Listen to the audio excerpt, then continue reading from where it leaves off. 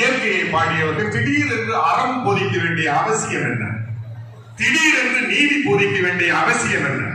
திடீரென்று அறிவுரை கூற வேண்டிய அவசியம் என்ன? காரணத்தை தமிழர்கள் மூவா அந்த காலத்தில் அவர்களுடைய ஆட்சி மொழியாக பாலி இருக்கிறது, பிராகிருதம் இருக்கிறது. தமிழ் மொழி ஆதரவை இழக்கிறது. மொழி ஆதரவை இழக்கிற போது மொழி பேசுகிற மக்களுடைய வாழ்க்கை எல்லாம் ஒரு மொழிக்கு அச்சுறுத்தல் என்றால் அது மொழியோடு நின்று விடாது. மொழி பேசுகிற மக்களின் வாழ்க்கையை தொடரும். ஏனென்றால் மொழிதான் அந்த இனக்குழுவின், அந்த சமூக திரளின், அந்த இனத்தின் ஆழமான வேறுபட்ட பண்பாட்டு தொடர்பு. அந்த மொழிதான் அவர்களை இழுத்து இணைத்து வைக்கும், இறுகி பிணைத்து வைக்கும். அந்த மொழிக்கு ஆபத்து ஏற்படுகிற போது ஒரு சமூக பொறுப்புடன் கூடிய நம்முடைய தமிழ் கவிஞர்கள் அறம்பாட ஆரம்பித்தார்கள்.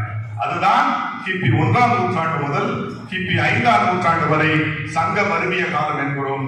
அதுதான் நாலடி, நான்மணி, நானாற்பது, ஐந்திணை, முப்பால், திருக்குறள், ஏழாதி, இந்நிலை, இப்படி எத்தனையோ நூல்கள். இதற்கான தேவை என்ன அப்படிங்கிறது தான் சங்க காலத்தில் இயற்கையை பாடிய கவிஞன். கவிஞர்களுக்கு படைப்பாளிகளுக்கு இருக்கிற சமூக பொறுப்பை இன்றைக்கு மாற்றுவது தான் இதனுடைய நிகழ்ச்சியினுடைய நோக்கம். இந்த நிகழ்ச்சியினுடைய நோக்கத்தை நீங்கள் தெளிவாக தெரிந்து கொள்ள வேண்டும். காரணம் என்னவென்றால் ஒரு மரபு, பண்பாடு, மொழி என்ன போகும் என்பது நம்முடைய பாரதி கிருஷ்ணகுமார் ஐயா போன்றவர்களுக்கு தெரியும். ஒரு சொல்லை நாம் இழந்துவிட்டால் அந்த சொல்லோடு தொடர்புடைய நம்முடைய சமூக வாழ்க்கையின் பின்புலத்தை இழந்து விடுகிறோம். இன்றைக்கு அல் என்றால் இரவு என்கிறோம். அல் என்றால் இரவு. அந்த காலத்திலே அல்லங்காடி என்று மதுரை காட்டி சொல்லும். மதுரையில ராத்திரியில கடை இருக்கிறது 2000 வருஷமாவே அல்லங்காடி, இரவு நேர கடை. இன்றைக்கு அல்லங்கிற சொல் சாமானிய வாழ் மக்களுடைய வாய் வழக்காக இருக்கிறது. அல்லும் பகலும் அப்படிங்கிற ஒரு பழமொழியாக இருக்கிறது. இது 2000 ஆண்டு கால சொல். பையவே சென்று பாண்டியன் அரண்மனை சேர்த்து இருக்கிறது பக்தி இலக்கியம். பைய மெதுவா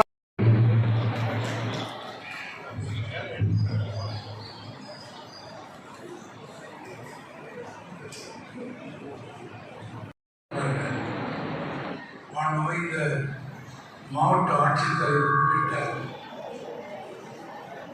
மாண்புமிகு மாவட்ட ஆட்சித்தலைவர் உள்ளிட்ட இந்த அரங்கினை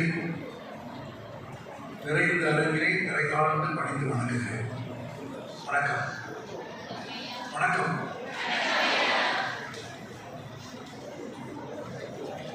ஒரு சிறிய நேரம்